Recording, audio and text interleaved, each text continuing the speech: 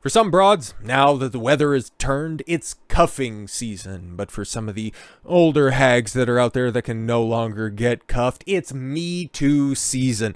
We have not one, not two, but 4 separate examples. A couple of repeat offenders, yeah, I'm sure, that are getting hit with multiple decades-old claims, starting first and foremost with somebody who very recently criticized the Biden administration, then all of a sudden ends up getting accused of a 1993 SA. Interesting. We're also going to play another fun game, because like I said, I got 4 of these lined up right here. How many of these lawsuits, how many of these accusations are going to criminal courts? Spoiler 0. Anyways, a New York City Mayor, Eric Adams, who I personally have absolutely no love from. Okay, he was marketed as the return. He was going to be the return of the Rudy Giuliani era for New York City. He was a former cop. He was going to hit those streets running. And what did he end up doing? A worse job than Bill de Blasio. This guy's a hack of the highest order. But again, I'm a man of principle. Whenever I see a bitch try to bring somebody down, always going to take the guy's side, especially when it's like from 1993. Like, oh my God, Hulkamania was still running wild in the Fed. Okay, he was squashing Yokozuna at that year's WrestleMania, for God's sake. Like, come on, man. It took you that long to come out with this stuff? Sheesh. New York City Mayor. There, go ahead and we'll get all of that appropriately lined up. Eric Adams has been accused of SA from a woman in 1993. What are these, just the new revelations coming to light? No. We here now on the 30th anniversary of all of this stuff. Her just going, yeah, I was just tired of seeing him on camera. I'm just deriding our beloved Democratic Party because it's the holiday season. We need to adhere to our religion now more than ever.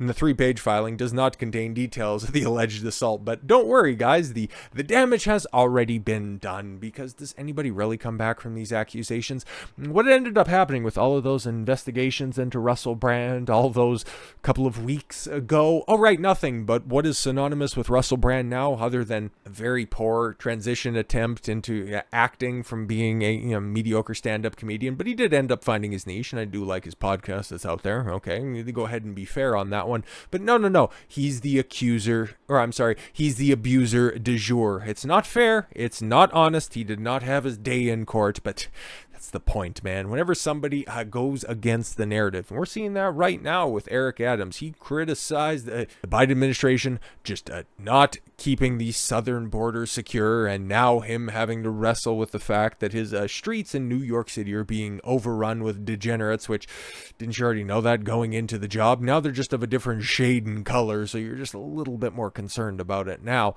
The filing seeks a trial and $5 million in relief. It was filed in the state Supreme Court in Manhattan. The woman's attorney did not immediately return an emailed request for comment on Thursday. The remarks to reporters on Thursday, Adams denied essaying anyone and said he did not remember meeting the woman. That's the problem, man, for everybody who's like, oh, you just need to go ahead. And this really does do well to piggyback off of all of those moral grandstanding idiots from earlier in the week when Justin Waller's clip was running wild all over Twitter. Oh, well, if you're just a good man would never do that. A good man would never find himself in these situations. We're coming to a point in time where guys, if they achieve a certain level, they don't even have to be anywhere. They don't have to be going out to the club. Even though, guys are living their lives. And I'm also hearing stories of these guys who is like, I don't want to be accused of any of this stuff, so I don't go to the club. Okay, they're taking personal responsibility for themselves. They're not putting them in precarious situations. They're making sure the cameras are on them at all times. It's so funny. Guys are just proactively taking these steps to go ahead and prevent anything which still isn't ironclad, because, just a bitch can make up a scenario and then immediately, oh my God, you did these terrible things to me. Take a look at what happened with Conor McGregor. Oh, he did awful things to me in the bathroom. And then it was just proven by simple closed circuit camera footage that she was all over him. They consensually went to the bathroom, and then she was hanging around like a lost puppy throughout the rest of the night. But no, that accusation is still hanging over McGregor's head. Even with all of the stuff popping off in Ireland right now, which to be completely honest, I don't know everything about right now, but what is right there is, well, he was also, earlier this year, he was also alleged of SA in a Miami club. Same thing goes with Trevor Bauer. Bill Cosby was never taken to criminal trial in a just setting. That's why he got released, because guess what? The words of a woman mean more than the truth of a man. It's so wild, okay? But that's just the first of many, because now we have probably the most famous rocker of the 90s. Okay, one of the few guys who were out there cranking hard rock and heavy metal, who was actually making a very, very, very good living. You got Axl Rose, the front man. I was going to say former. Well, there was a very short period. I kind of like Guns N' Roses, like Appetite for Destruction is fantastic. If they would go ahead and cut out a whole bunch of the crap, and you could have Use Your Illusions 1 and 2, you could have a really one good record. Spaghetti Incident sucks ass, and their live records. For as much as I like Guns N' Roses, okay, I'm going to go ahead and take heed from when I seen Motley Crue live. I don't really want to see Guns N' Roses live, but November Rain's a banger. I don't love it as much as Trump does. You Could Be Mine. I'd really have to go back and take a look at what are my favorites. Mr. Brownstone. Mr. Brownstone's probably my favorite GNR tune, but it's definitely nothing off of Chinese Democracy. But a former Penthouse magazine model, oh my god, so a former professional whore, sues Axl Rose. Oh right, did she go to the cops? Okay. Saying he graped her in 1980. I wasn't even alive yet, okay? What was it? Appetite for Destruction was burning up the charts. Do I even got my... I think I might have my copy in here, but it's behind everything. But yeah, I'm pretty sure at that time, because, what was it? 92 or 93 when Use Your Illusions was coming out. But yeah, Guns N' Roses hit the ground running with their most ambitious output. And did you think, because, okay, this is not exactly the most flattering Danny Bonaducci, Mall Santa picture of Axl Rose right there. But back when he used to be, the wafy redhead with the nasally voice who didn't end up looking like some uncle, Axl Rose was that guy. Hell, actually, depending if you go and watch some of my old videos, like, I got a Guns N' Roses t-shirt, for Christ's sakes, okay? For as little musical output as they actually did, like, let's keep it a buck, they had, 5 or 6 official releases throughout their entire existence as a band, and they're still one of the biggest acts that are out there. Axl Rose didn't have to do anything to a woman that she was not more than willing to do. So, okay, again, doesn't pass the smell test at all. And given the fact that this happened 34 years ago, I'm a little skeptical. Former Penthouse magazine model sued Guns N' Roses singer Axl Rose on Wednesday, saying that he earned her at a 1989 attack at a New York City hotel. I'm sure that left her with anxiety and depression and harmed her career. Sweetheart, you were in Penthouse. There's nowhere else you can go from there, okay? You kind of got to make lateral career moves. So, yeah, I don't really know about that. This is one of those chicks, man. They eventually hit the wall, and she did a very long time ago. Sheila Kennedy, 61, who I did a little bit of digging on her. And, yeah, back in the cut, that was not bad at all, for sure, especially in the time when she was posing. Didn't see any of the intimate pictures, but it's Penthouse after all, okay? Like, it was the sleazy version of Playboy back in the cut. She was definitely busting it wide open for any and all invitees. And yeah, Axl Rose whispering the lyrics of Sweet Child of Mine into her ear. Yeah, I don't really think that this was a without consent situation, given the fact that it was also taking place in a New York City hotel. Come on, man. Like, I'm sure she's probably telling a real story up until the point where, everything got violent. But she's seeking unspecified compensatory and punitive damages. Yeah, exactly, because the 7-year statute of limitations. Yeah, I think in New York City, I think that's the way, or in New York State rather, that's how far you can go on that one.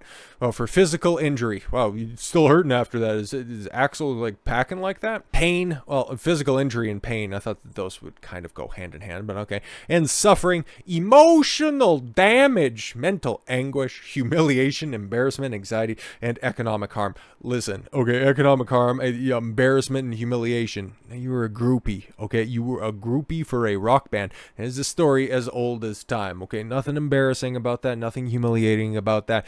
You just probably wouldn't get the guys that you thought that you were going to get back when you were spreading your legs for Penthouse, okay? Fast money comes with slow problems. I don't know what to tell you.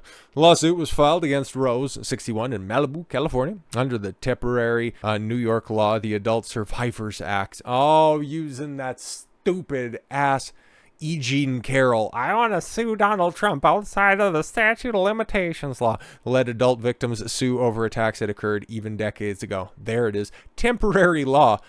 The law expires after Thursday. Oh, wow, she just got it in under the wire. I've been suffering with all of these injuries and this pain and my emotional damage for decades. But yeah, just before everything clips off, better file that lawsuit for unspecified damages. Simply put, this incident never happened. Notably, these fictional claims were filed the day before the New York State filing deadline expires. Attorney Alan S. Gutman said, and he represented Rose, said in a statement on his behalf. Yeah, like I was saying with the Eric Adams stuff, it doesn't matter if you take precautions. It doesn't matter if you're rich and famous and you were even in those situations. And yeah, maybe these things did occur. But these broads can just go ahead and make up these fictitious situations, can totally and completely make things up in the ether. If they think that they can pass the smell test, they will go ahead and file it. And now Axl Rose, on top of, several other layers, is going to have to wear this. Hopefully better than he does that hairpiece. But somebody that we just talked about as well, we got Diddy. Okay, and I said it at the time, settling that lawsuit was astronomically stupid because it was just going to, hey, guess what? End up facilitating more people to come along and try to shake you down for your almost $1 billion net worth. And lo and behold, Don's proven right. Diddy faces another one. Oh, we got another lawsuit on our hands. Sexual assault claims. As California woman claims he plied her with drugs, abused her. Wow, just ripping off Cassie's notebook, huh? Interesting. And made a sex tape of the attack in New York City in 1991, huh? Not quite as bad as Cassie alleged stuff that was happening a long time ago, and then during the time that she was married to the newest simp. But okay, this one from 1991, okay? Like Bad Boy hadn't even been founded yet. Holy. California woman. A woman has filed a lawsuit accusing Diddy of drugging and essaying her 30 years ago when she was a student. Oh my God, I guess that PhD bill was a little bit more than she anticipated. Joy Dickerson Neal. Oh, okay. No, he didn't dick her son, he dickered you. Said she was a psychology student at Syracuse University in 1991 when she met Combs. She was working as a waitress at Wells Restaurant in Harlem, a now shuttered chicken and waffle spot. You don't say. They didn't. What happened? What happened? And hoping to work in the music industry. Again, somebody who bargained with what they had. Diddy, he was working in the music industry at the time. Obviously, we know a little bit about his background off of the previous video as well. Like, he had his connections, so obviously she saw her way in, was trying to leverage what she could. More than likely did. Diddy complied, and well, it didn't end up working out because you could manufacture a lot back in 1991. You could set up a drum machine, you could lay down a nice beat, but if you can't perform in the studio, sweetheart, well, you're performing in a different aspect in the studio. She alleged that she shared the video. That he shared the video widely. Oh, okay. Claims that, Diddy pressured her for a date and then slipped something into her drink before taking her to her apartment, essaying her and filming it. Right. This is also happening in New York. Just a day before that that temporary statute evaporates. Very funny. She alleges that shared the video widely and says that she was told by Devontae Swing, a member of the R&B group Jodeci. I think I know that, and everyone had seen the footage. Everyone has seen it, right? Yeah, but it's a video recording from 1991. Unless you got a 4K upscale version of that stuff, it would just look like, Pac-Man making love to Ms. Pac-Man. Dickerson Neal, claims that she was traumatized by the encounter and had dropped out of college. Failing to complete her degree and abandoning her music career dreams. Well, that just kind of sounds like a you problem, bitch, okay? Like, yeah, it sucks it didn't happen, but that might have happened to you, but you made all of those decisions. What does that have to do with Diddy, especially 32 years after the fact? Weird. She is seeking unspecified damages, but as we know from the Axl Rose article, there's that little pesky temporary statute that's there, and then also the settlement with Cassie being so public, and those accusations as well from a couple of weeks ago. This is why you don't settle, because this chick who has just this outlandish story, thinking that she can go ahead and get a quick couple of mil off of this because her life went to total ruins.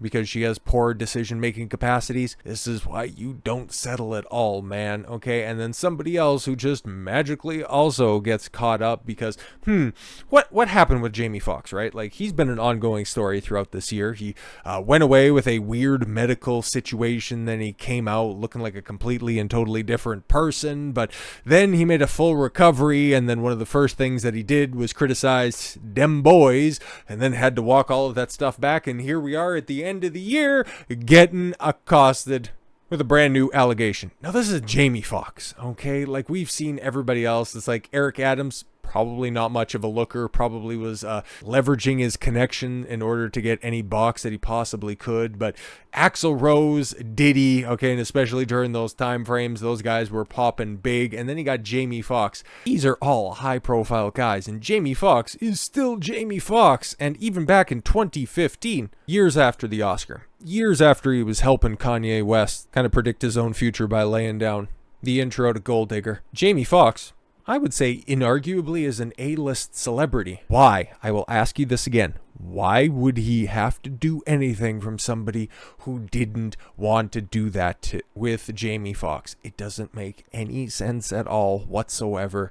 Jamie Foxx denies SA allegation after woman sued star over claim he rubbed her breasts while intoxicated after she asked to take a photo with him in 2015.